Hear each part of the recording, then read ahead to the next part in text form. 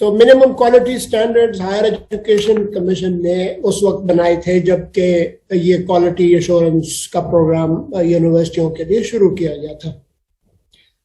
وہ آپ کی جو کالجز میں جو انتظامیہ ہے، جو آپ کے وسائل ہیں، جس قسم کی چیزیں آپ مہیا کرتے ہیں اسٹوڈنٹس کو، وہ ان کا ایک اسیسمنٹ ہوتا ہے کہ کالج کیسا ہے.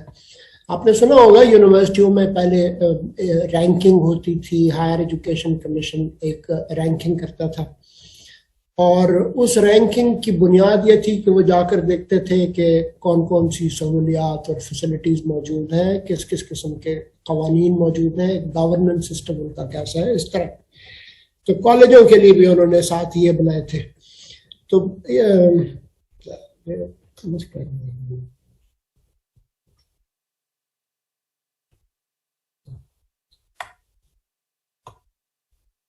تو فوکل پرنسپلز اور فوکل پرسن صاحبان جو کوالٹی ایشورنس سیل سے متعلقہ ہیں کالجوں میں، وہ ذمہ دار ہوتے ہیں اس بات کے لیے کہ وہ یقینی بنائیں کہ یہ سٹینڈرڈ جو ہے جو HEC کی طرف سے مقرر کیے گئے ہیں، ان کا اطلاق ہو رہا ہے اور ان پہ عمل درآمد ہو رہا ہے آپ کے کالجز میں، تاکہ ایک ایسا ماحول بنایا جا سکے، انیبلنگ انوائرمنٹ کریٹ کی جا سکے کہ جس سے کہ بچوں کو سیکھنے میں آسانی ہو.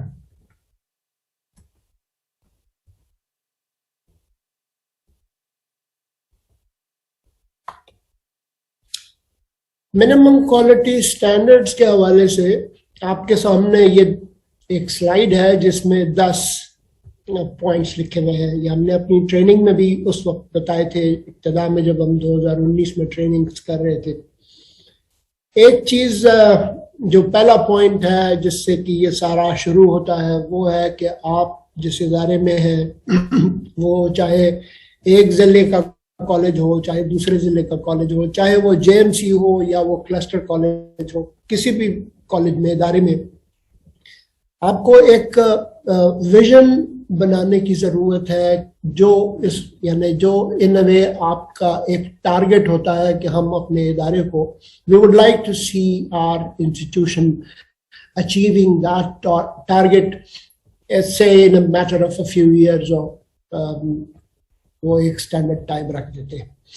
In order to attain that or achieve that vision، اس کے لیے پھر آپ کے پاس ہوتا ہے ایک مشن، یعنی یہ مشن وہ سٹیپس ہوتے ہیں جو آپ کو مدد دیتے ہیں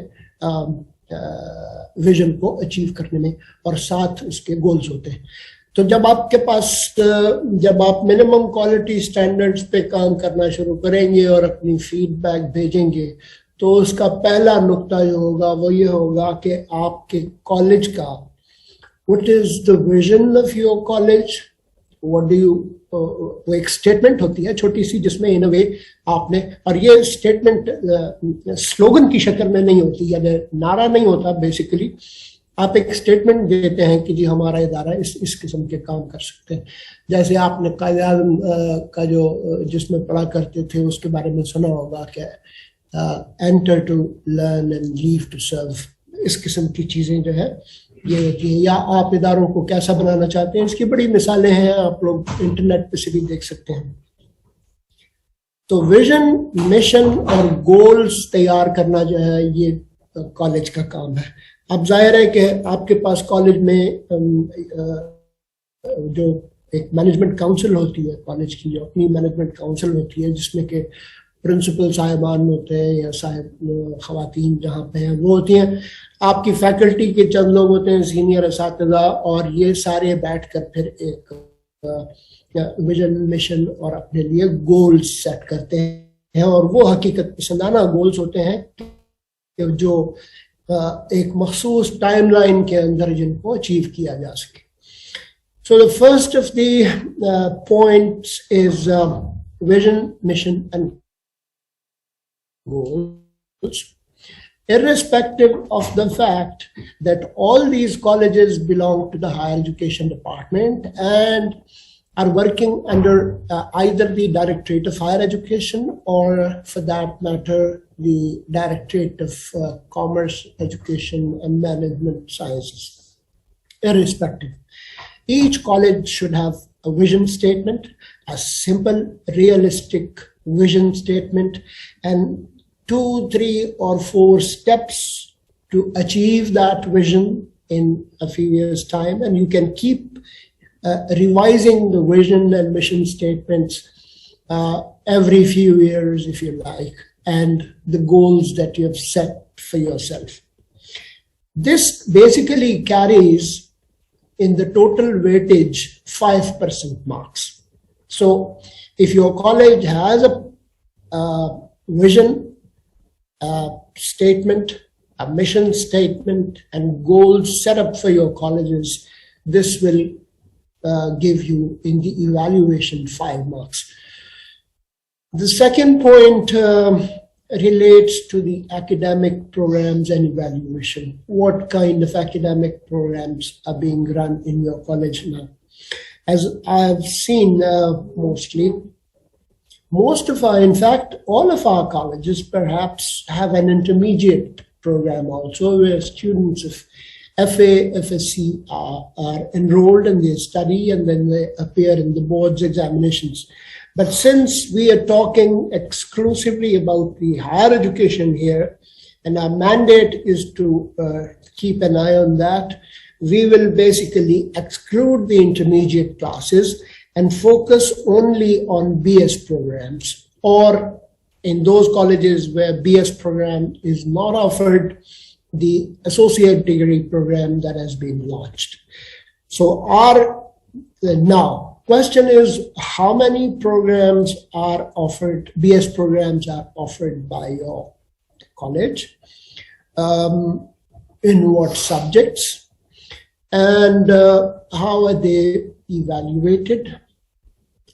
The number of programs, the number of enrollment, and all things related to the program should be given in that. So this is the second point, and this also carries 5% marks.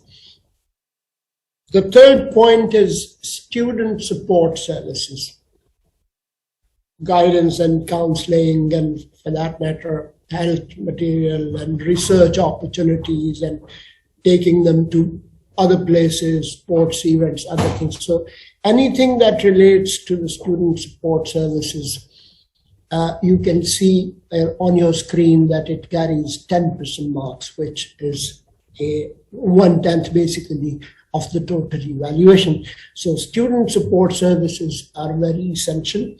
The college faculty and the principals are requested to enhance these support services so that students can benefit. The fourth point on which the scoring takes place is the academic faculty and non-academic staff. This includes the number of teachers, their qualification, permanent teachers and hired teachers, and non-academic staff means support staff, which in most of the colleges I have seen myself that is not sufficient, that the administration is small, the support staff is smaller as compared to the faculty. So this also carries 10% marks. The fifth point you can see is quality assurance. This is what we have added recently into that. It wasn't there previously. And mind you, in the coming slides, you will see the details about how these 5% or 10% or whatever percentage is written in front of each, what is their breakup and how do you calculate that. We'll go to that in the coming slides, but this is just an introduction of what those points are. So quality assurance has 10% weightage. Physical infrastructure, that is chairs, classrooms, lighting, heating facilities or lab facilities or other learning resources, this also carries 10% weightage. Then the organization, governance and financial management of the college, carries 20% weightage. Research opportunities, research programs, research projects, and scholarships carry 10% weightage. Public disclosure and transparency. So this also is a very important point, because what institutions should be open to people for observation, for examination. The stakeholders include basically the students and the students' parents and the society at large, and often media comes in. So if there is something going wrong in the examinations or something going wrong in the admission process or other things, that should be open and transparently done. 15% marks are allocated to that. The last one is the community link and outreach. That is, what social services do you do in your area, or you make your students do that in your area.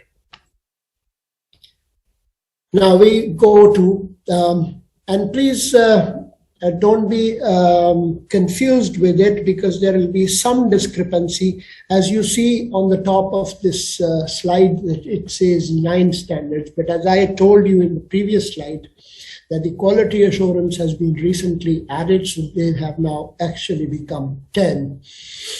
Now, college must clearly spell out their vision, mission, and goals. Let's see what does it, how do you do that?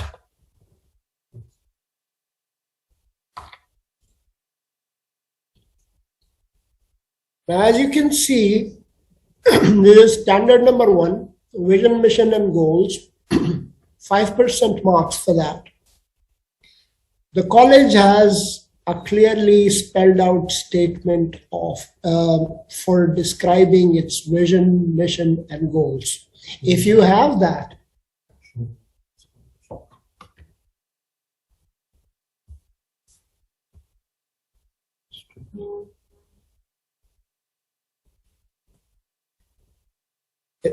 is it visible now? Yes. Okay. Now you can see this breakup of those 5 points: vision, mission, and goal. The first is college has a clearly spelled out statement for describing its vision, mission, and goals. If you have these 3 things, 1.5 marks will be allocated to the college. The college has a valid evidence, clearly spelled out college vision, 0.5 marks for that. College has a valid evidence regarding vision statement. If you have that, 0.5 marks for that. The college has a valid evidence regarding college goals, 0.5 marks for that. Add them up and they become 1.5 out of 5. The second is the vision statement reflects the short-term and the long-term strategies to achieve the goals and objectives of national education policy. So our national education policies, you see, usually are very rounded statements, generalized statements, but they do give you a direction of where to go. And all education policies emphasize upon the quality. So our job as teachers is to do our best. Now, how do we break them up? Out of those 5 marks that you saw up there, 1.5 marks are allocated for, as I said, the vision, mission, and goal statements. Second is vision statement reflects the long-term and short-term strategies to achieve the goals, objectives of the policy. 1 point for that. 1.5 marks for the third component, that is the mission statement reflects the college vision in line with the ambitions of the institution as well as national and international goals. So the mission statement and the vision statement are kind of complementary to each other, not separate. Whatever vision you have set for yourself, the mission statement should be made in such a way that it fulfills the objective of achieving that vision. And obviously, your institution has also, because all institutions in a way belong to HED, been set up by HED, all are working independently, yet all of them are in competition with one another. एक मुकाबले का एक समय है कि कौन सा college इसमें बेहतर perform कर रहा है. So the mission statement reflects the college vision in line with the ambitions, ख्वाहिशात क्या है, target क्या है, of the institution as well as the national and international goals. Objective हमारा ये होता है कि जो हम यहाँ पे कॉलेज में लिटरेसी बढ़ाने के लिए नहीं आते. We don't come here to increase the literacy rate of the country. We come here to make it possible for the students to learn and provide them learning opportunities. So whatever they have opted for, whichever subject they've opted for, we will facilitate their learning process. 3 components again for these 1.5 marks. 0.5 marks for mission statement reflects the goals in line with ambitions. So you have to kind of show the connection between the mission statement and the ambitions of the college. Mission statement for the college reflects the goal in line with ambitions of the institution at national level, 0.5 points for that. Mission statement of the college reflects goals in line with the ambitions of the institution at the international level. So 0.5, 0.5, 0.5 makes it 1.5. So that is component number 3. Component number 4, which again carry 1 mark. The statement of the goals are unambiguous, very clearly spelled out. There should be no ambiguity in that you leave it for the people to interpret it one way or the other. It should be clear, direct, and meet the requirements given in the mission statement. So breakup is college has an unambiguous statement of its goals, 0.5 marks for that. Goals meet the requirements given in the mission, 0.5 marks for that. All in all, this carries 5 points. Next. We go to the next one.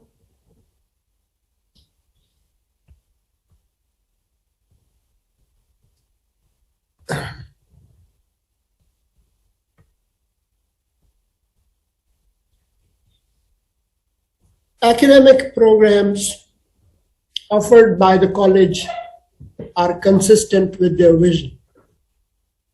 For instance, let us take 2 different examples here.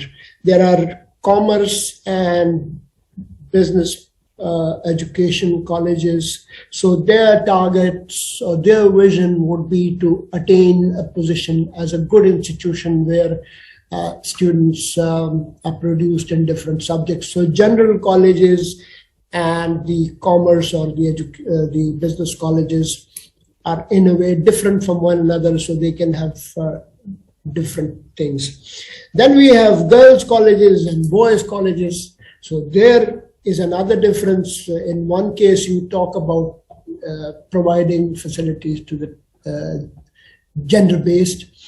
And we have some colleges which will be offering only the associate degree program. So obviously that will be different. But the programs offered by the colleges are consistent with their vision. So here it gets connected. Vision, mission, and goal. Teachers and students must provide feedback on academic programs. Now this is something that we have included in the quality assurance, that we ask our students and teachers both to provide feedback on the academic programs, program evaluation. We have seen that 5% marks for that.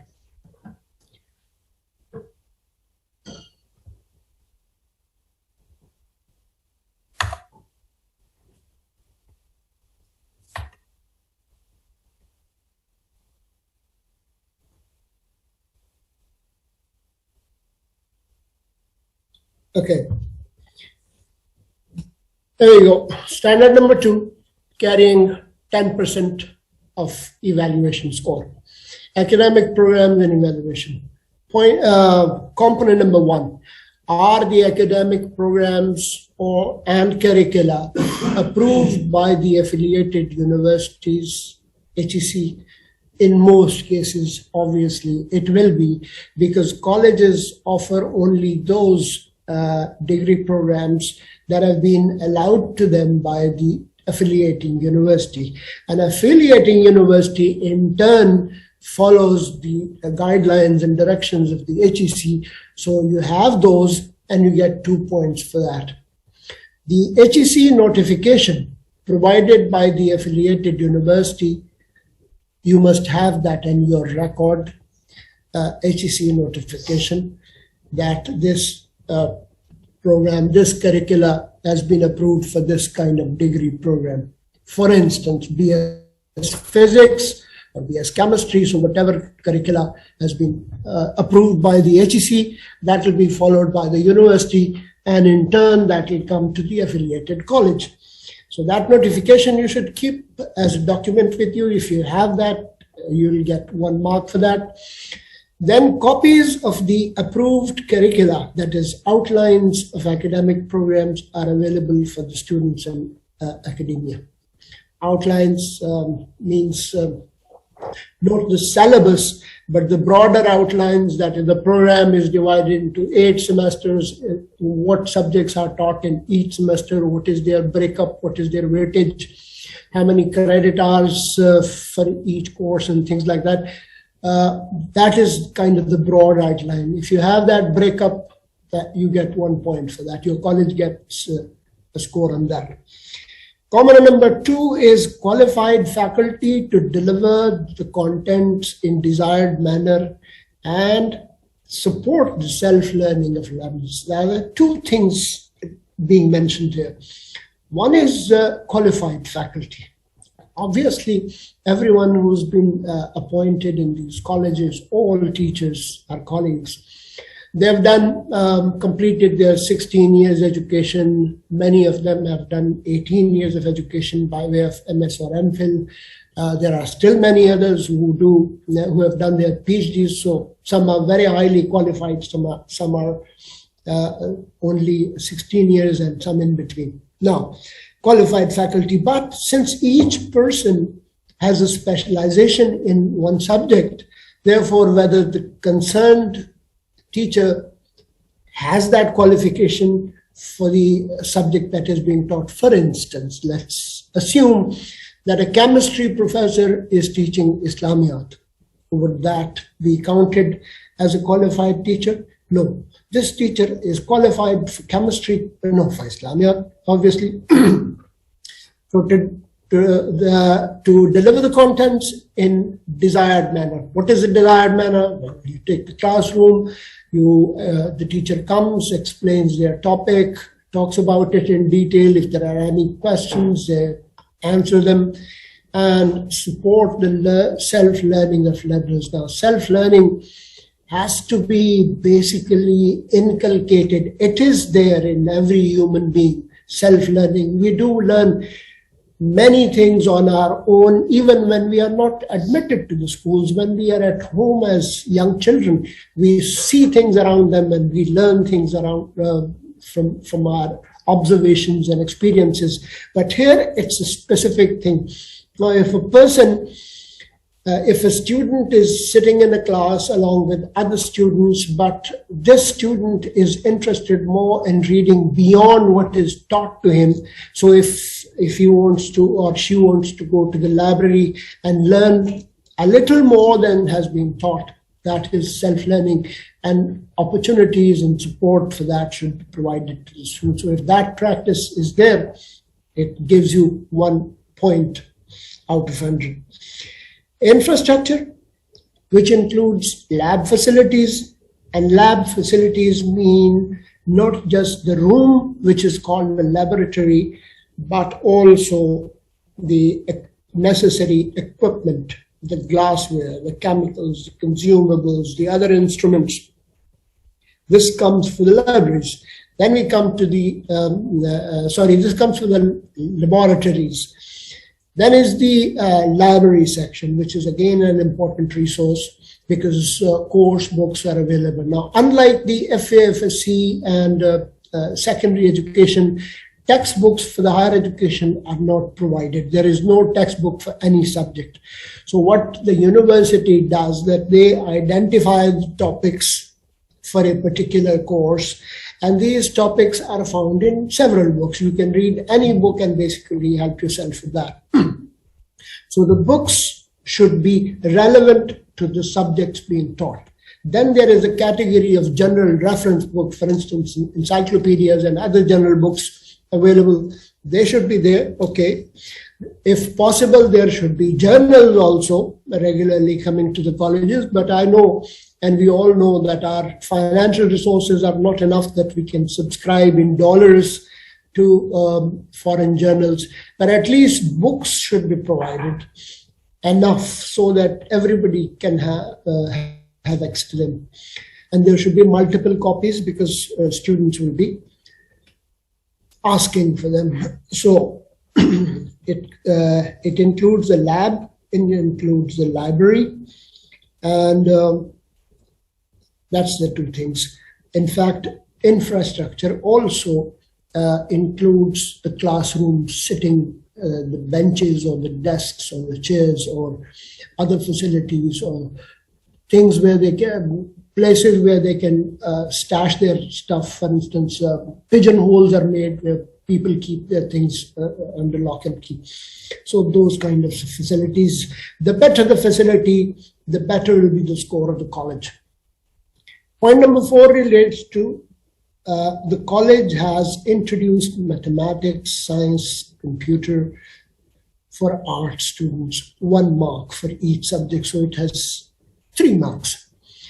Now this comes out from the fact that we had earlier divided the education broadly into 2 categories. People used to say this one is a graduate of a science and this one is a graduate of arts. Now in science also there are so many subjects that if I start counting them, time will be consumed. So without going into the details of the science and art subjects, what was considered very essential when this policy was revised, that every student should learn mathematics. That is so essential in our lives that people should know how to calculate things, at least the basics of it. Science basically refers to the general science things. We should know where we are living, what kind of weather it is, what kind of vegetables, fruits, plants, trees, animals, these are there. How does the weather change? How does the natural resources, how are they formed and where are they found and things like that. And computer for ease of communication, because this IT technology has really raised it too high for that. And we know many of our students, without even having taken a single course, are good at using computers one way or the other. They do it mostly on self-learning, but now computer courses have been made part of the curriculum too. 3 points for that one. The next one is college has academic committee to select and offer market-driven and community need-based educational programs for students. College has an academic committee to select and offer. Now, so if for instance, there is a college which is thinking of launching a new BS program, we have these classical subjects, zoology, botany, physics, chemistry, history, sociology, political science, and that is due. But what is needed is nowadays, and the knowledge economy thing that goes on, is that your people should not be necessarily doing only classical subjects, but they should be market-driven things. Market-driven things, that is, those subjects which can enable them to earn a job, to find a place in the market, be hired. Employability, basically, in a way, is the target. So think about those things, and most BS programs and colleges are now have been doing that. And it is time that our colleges start looking for those subjects where they can have more enrollment, and when their students roll out of the college, they are able easily to find a job in the market. 1 point for that. So if you have any innovations, that will add to it. Point number 6 relates to programs, program outcomes, and student learning is assessed in relation with respect to program outcomes. Every program has an outcome. BS program, chemistry, BS chemistry program, BS sociology program, BS political science program, as an outcome. What do we ultimately desire from the students who have taken this course to be able to do what they were doing? And that is why these assessments take place. So program outcomes and students' learning is assessed in relation with learning outcomes and objectives of the academic program. So when the academic programs are given to you, they have learning objectives outlined.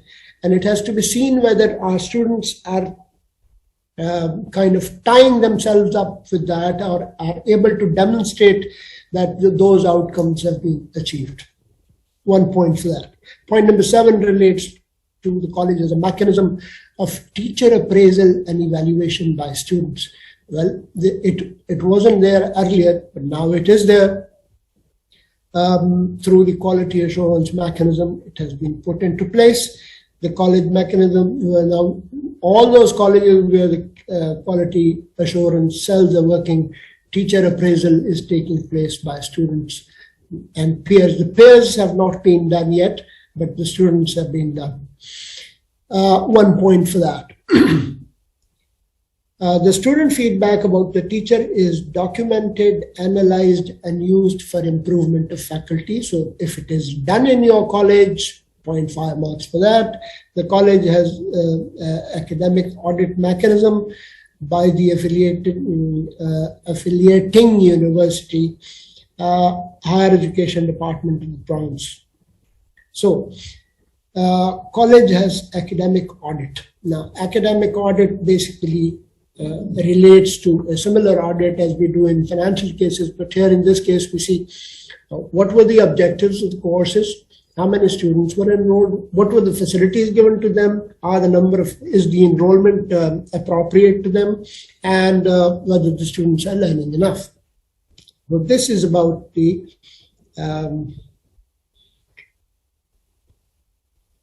now let's move on to the third one.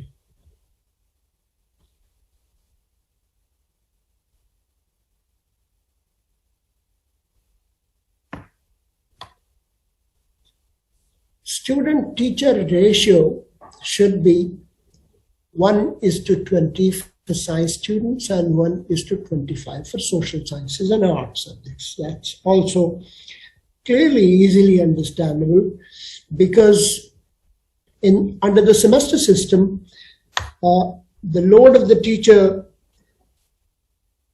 the workload of the teacher not only involves teaching to those students the relevant subject, but also continuous evaluation of the student's performance over these months of the semester system. 10% marks have been allocated for standard 3, and first component of the standard 3 is college follows the admission policy provided by the affiliating university. Admission policy means for every admission we have a certain criteria, a set of criteria that you must, for instance, you must have done your intermediate, you must have attained at least second division and so forth, and you should be on the merit list and this, that, and the other. Now, the university provides you these regulations. We call them basically academic regulations, which are framed by the affiliating university. They give it to you. If you follow them, you get 2 marks. If you don't, you get 0 marks. It's as simple as that. Number 2 is college admissions are announced in newspapers, which is done obviously because this is working under the HED. So HED announces the admissions in newspapers and websites, and it comes through. Then people apply on that, mostly now online or otherwise. And if you follow that, so the first component is the college advertises the admission in newspaper and website. Well, since colleges do not do that, the HED does that. So if HED has done it, you get 1 point for that. The college advertises the admission as per academic calendar of the university. Obviously, the advertisements are for the programs. Each program has its own specific requirements. For instance, a person going to maths or physics would be required to have done his pre-engineering FSc. Others going to the botany in a similar subject would be required to have done their FSc with pre-medical things. So if that condition has been followed, you get 2 points for that too. Third component is student intake is in accordance with the college capacity. That is faculty, labs, library, and facilities. Now here is a tricky question, because the balance of the faculty to student ratio is not necessarily exactly what it is required of. For instance, there should be 1 teacher for every 20 students. So if there are 500 students, for instance, so you can calculate how many teachers it would require. 200 students would require 10 teachers. 400 students would require 20 teachers. So 500 mean 25 teachers per subject, which is often not the case. So here is a little thing that the HED, we have been asking them to look at this point, that this parity between the students ratio and the support staff ratio is maintained. So intake is in accordance with the college capacity. Well, if the college capacity means the classrooms and the seating capacity, for instance, 40 students can come in each classroom and there are 10 classrooms, that means you should have 400 students enrolled. If it is less than that, you are under capacitated, enrolled. If you have done above that, you are over enrolled. So in either case, it just goes back and forth. 1 point for that. College has a mechanism to decide the intake number of new students. Obviously, it has, the college decides how many students will be doing that, but the college does it with the permission of the affiliating university. If the affiliating university tells them that you can admit only 40 students, irrespective of whatever they have seen or at the time of inspection, then you'll do that. The intake is in according to the capacity of the college. So these 2 points will go for component number 3. Component number 4 is pass rate of the students vis-a-vis average pass rate for affiliating university. Pass rate of the college vis-a-vis average pass rate for, so usually it's the same. But it is talking about the rate of students, the number of students passing, and if it is increasing